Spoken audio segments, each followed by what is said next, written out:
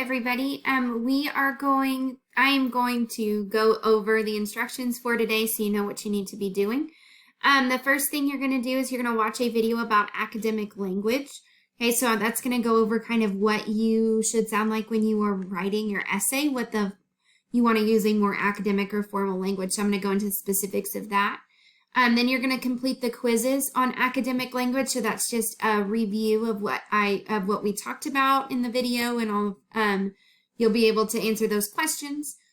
And then finally, you're going to have time to work on your essay or missing assignment. So if you're completely caught up, you can work on something for another class. But if you do have missing assignments and stuff, use this time to work on English.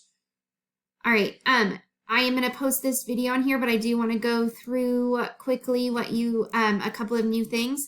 I did post a video about in-text citations. Okay, so that's available to you. And I also posted a video about creating a plan. So several of you turned in a plan that did not meet those requirements. So if you have already turned in a plan, I encourage you to go and watch that video and check. So if you do end up getting a grade on the one you turned in, that's not a very good grade or you're not very happy with it, go back and watch this video and make sure that you did it correctly because you want your plan to be super specific.